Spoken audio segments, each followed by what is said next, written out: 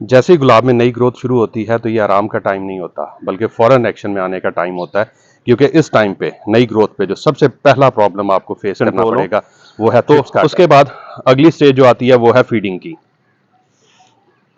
तो फीडिंग भी मैं गुलाब को स्प्रे के थ्रू ही दूंगा। उसके लिए जो पहली चीज मैं इस्तेमाल करने जा रहा हूं वो ये है। अस्सलाम वालेकुम, welcome back to my channel. मैं उम्मीद करता हूं आप लोग खैरियत से होंगे। देखिए, आज की वीडियो गुलाब से रिलेटेड है। बरसात शुरू हो गई हुई है, बारिशें हो गई हुई और अच्छी खासी बारिश हुई है लाहौर में, और उम्मीद करता हूं कि आपके इलाके में भी अच्छी बारिश हुई होगी। तो उसके बाद अगर आप देखेंगे कि गुलाब ने अचानक से स्प्राउट करना शुरू कर दिया है। पहले उसकी ग्रोथ रुकी हुई थी, सर्वाइवल के चक्कर में था, स्ट्रेस में नज़र आ रहा था गुलाब। आपको आपके पौधे जो है वो बुरी हालत में नज़र आ रहे थे, लेकिन जैसे ही बारिश ख़त्म हुई है उसके बाद आप देखें, जैसे ये मैं आपको अपना पौधा दिखा रहा हूँ, ग्रोथ शुरू हो गई है और बहुत तेज़ी से ग्रोथ हो रही है। हर नोड से नई शूटिंग निकल रही है। जैसे ही गुलाब में नई ग्रोथ शुरू होती है तो ये आराम का टाइम नहीं होता, बल्कि फौरन एक्शन में आने का टाइम होता है। क्योंकि इस टाइम पे नई ग्रोथ पे जो सबसे पहला प्रॉब्लम आपको फेस करना पड़ेगा वो है थ्रिप्स का अटैक।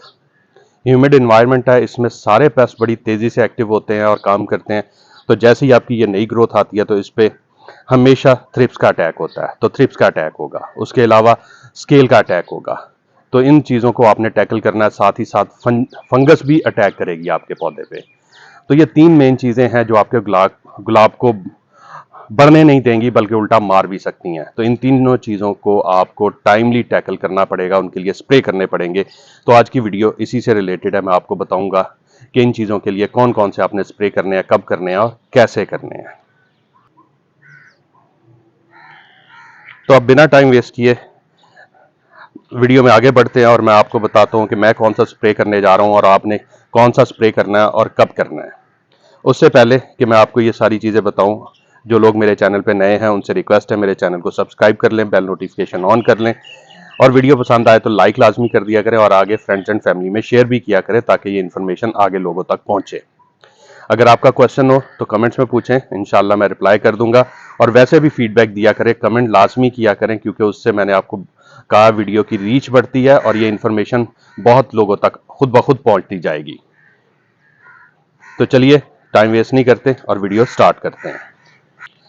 इस स्टेज पे मैं दो स्प्रे करूंगा, एक आज करूंगा, एक कल करूंगा, और हर स्प्रे में दो चीज़ें इस्तेमाल करूंगा। पहले पेस्ट को कंट्रोल करने के लिए ये दो चीज़ें मैं यूज़ करने लगा हूं। इसमें ये फंगस को कंट्रोल करने के लिए और ये पेस्ट को कंट्रोल करने के लिए है। तो पहले इसका बता देता हूं।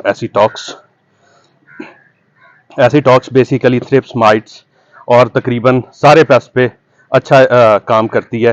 प्रिकॉशनरी तौर पे बहुत अच्छी चीज़ है कि अगर आप प्रिकॉशनरी तौर पे स्प्रे कर रहे हैं तो ये माइट्स को भी नहीं आने देगी, स्केल्स को भी नहीं लगने देगी, और थ्रिप्स को तो ये फ़ौरन अगर लगे भी होंगे तो किल कर देगी। सबसे स्ट्रॉन्ग पेस्टिसाइड है थ्रिप्स के लिए और एफिड्स के लिए।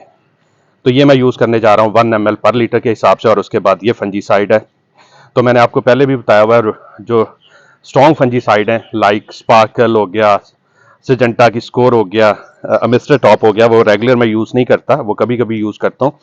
ज़्यादा रेगुलर यूज़ के लिए मैं टॉप्सन एम और मैंको जिप यूज़ करता हूँ। तो अभी मैं टॉप्सन एम का स्प्रे करने जा रहा हूँ, और ये मैंने लिया 1 ग्राम पर लीटर के हिसाब से। इस पानी में मैंने डिजोल्व कर लिया, इसको अच्छी तरह हल कर लिया। 20 लीटर का मेरा स्प्रे टैंक है, तो उस हिसाब से मैंने 20 ml ये ले ली है और इसको पानी में अच्छी तरह हल कर लिया हुआ है। अब ये लूँगा 20 ml, ये लूँगा 1 ml पर लीटर के हिसाब से एसीटॉक्स, और ये दोनों मिला के मैं स्प्रे करूँगा। और स्प्रे करने का तरीका यही है कि एक तो शाम में स्प्रे करें, तकरीबन 4 साढ़े 4 बजे के बाद स्प्रे करें, और ये जेहन में रखें कि बारिश एक्सपेक्टेड ना हो अगले 6 घंटे तक। 3 घंटे तक भी बारिश नहीं होती तो ये स्प्रे आपकी अपना असर कर जाएगी। उसके बाद हो भी जाए तो कोई मसला नहीं, लेकिन सेफ्टी के लिए 6 घंटे तक आप ध्यान रखें कि बारिश एक्सपेक्टेड ना हो, फिर आप इसको स्प्रे करें। और इसको स्प्रे करने के बाद ठीक 24 घंटे के बाद मैं दूसरा स्प्रे करूंगा, वो भी मैं इसी वीडियो में आपसे शेयर करूंगा। पहले मैं इसको बना लूं और फिर स्प्रे करूं। तो चलिए पहले मैं स्प्रे टैंक अपना बना लूं, तो फिर मैं आपको स्प्रे का बताता हूं।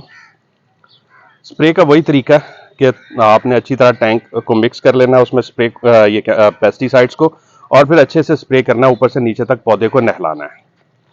और इसी तरह आपने स्प्रे करते जाना है। थोड़ा बेस में भी पड़ेगा, अच्छी बात है, अगर बेस में कोई होंगे पेस्ट वगैरह तो वो भी किल हो जाएंगे। और फंजीसाइड तो वैसे रूट तक जानी चाहिए, तो इसमें ये जो मैंने फंजीसाइड यूज़ की है टॉप्सन एम, ये सिस्टेमिक होती है, ये नीचे रूट तक अपना इफेक्ट ले जाएगी एब्जॉर्ब होकर पौधे के पत्तों के थ्रू, तो ये पूरे पौधे में ट्रैवल करती है और रूट्स तक इसका असर चला जाता है। तो इसी तरह इस स्प्रे को मैं कंप्लीट करता हूँ, तो फिर आप वेट कीजिए, मैं फिर आपको दूसरी स्प्रे भी बताता हूँ जो कि इसकी फीडिंग से रिलेटेड है, क्योंकि गुलाब ने नई ग्रोथ शुरू कर दी हुई है, तो इस टाइम पे फीडिंग बहुत ज़रूरी है, अदरवाइज वो ग्रोथ बहुत वीक होगी, उसका कोई ख़ास फ़ायदा आपके पौधे को नहीं मिलेगा। तो अच्छा फ़ायदा लेने के लिए आपको ग्रोथ को भी बूस्ट करना पड़ेगा और उसके लिए फीडिंग करनी होगी। तो वेट कीजिए, मैं फिर आपको उसकी फीडिंग भी बताता हूँ अगले नेक्स्ट डे। तो देखिए, आज 24 घंटे गुजर चुके हैं, पहली स्प्रे को स्प्रे करना बहुत ज़रूरी था ताकि पेस्ट कंट्रोल हो। तो उसके बाद अगली स्टेज जो आती है वो है फीडिंग की। तो फीडिंग भी मैं गुलाब को स्प्रे के थ्रू ही दूंगा। उसके लिए जो पहली चीज़ मैं इस्तेमाल करने जा रहा हूँ वो ये है, जिसको आप अच्छे तरीके से जानते हैं, अभी मैंने पिछले दिनों वीडियो वेजिटेबल्स और फ्रूट ट्रीज के लिए भी इसको यूज़ किया, उस वीडियो में मैंने आपको समझाया। इसको आप बहुत अच्छे तरीके से जानते हैं, अभी मैंने कुछ ही दिन पहले एक वीडियो डाली है जिसमें मैंने वेजिटेबल्स और फ्रूट पे इसको यूज़ किया। ये है जी one and only one seaweed fertiliser solid form में, और ये स्प्रे के लिए 1 ग्राम पर लीटर के हिसाब से मैं यूज़ कर रहा हूँ। ये 20 ग्राम 20 लीटर स्प्रे टैंक के लिए मैंने ली है। इसको पहले पानी में डिजोल्व करना बहुत ज़रूरी है, क्योंकि इसको 2-3 मिनट लगते हैं पानी में हल होने में। होती है 100% वाटर सॉल्युबल है, लेकिन ये 2 से 3 मिनट ले जाती है डिजोल्व होने में, तो इसलिए इसको अलग से पानी में डिजोल्व कर लें, हल कर लें, और फिर इसको आप उसमें स्प्रे टैंक में यूज़ करें। उसके बाद दूसरी चीज़ इसके साथ मैं यूज़ करने जा रहा हूँ 1 ml पर लीटर के हिसाब से लिक्विड फॉर्म में ह्यूमिक एसिड या पोटाशियम ह्यूमेट। अगर आपके पास सॉलिड है तो आप उसे 1 ग्राम पर लीटर के हिसाब से यूज़ करेंगे। तो इन दोनों चीज़ों को आपने मिक्स कर लेना है, और सेकंड स्प्रे इस मिक्सचर का होगा। पहले भी मैंने पेस्टिसाइड और फंजीसाइड को मिक्स करके यूज़ किया। जिनके माइंड में ये क्वेश्चन है कि अलग अलग करना चाहिए, नहीं, कुछ हैं जिनके को अलग करना ज़रूरी होता है, उनके लेबल पे भी लिखा होता है। ये टॉप्सन एम और असीटामेप्रिड हो गया, या मीडाक्लोप्रिड आप इसकी जगह यूज़ कर सकते हैं, तो वो ये एक साथ आप मिक्स कर सकते हैं इनको। तो इनको अब मैं अच्छी तरह मिक्स करता हूँ और फिर इनका भी स्प्रे करता हूँ। तो इसका स्प्रे करने का भी वही तरीका है, थॉरोली स्प्रे करना है, ऊपर से नीचे तक अच्छी तरह अपने पौधे को नहलाना है, और थोड़ा बेस में भी गिरने दें ताकि नीचे भी जो मीडिया है उसमें भी थोड़ा न्यूट्रिशन ऐड हो जाए। इसमें जो मैंने सीवीड यूज़ किया है उसका मेन रोल ये है कि वो प्लांट में ग्रोथ हार्मोन प्रोवाइड करेगा रोजेस को, जिससे ग्रोथ बूस्ट होगी। और जो जड़ें डिस्टर्ब हुई हैं उसके लिए मैंने पोटाशियम ह्यूमेट यूज़ किया है, वो जड़ों को ग्रो करवाएगा। जैसे ही जड़ें ग्रो होंगी ऑटोमेटिकली ऊपर प्लांट की ग्रोथ बेहतर होना शुरू हो जाएगी। क्योंकि जो मेन ग्रोथ के लिए नाइट्रोजन चाहिए वो बारिश के पानी में बहुत थी, और इस पौधे को बहुत नाइट्रोजन मिल चुकी हुई है बारिश की सूरत में, और वैसे भी इन्वायरमेंट से भी पौधा काफ़ी हद तक नाइट्रोजन ले लेता है।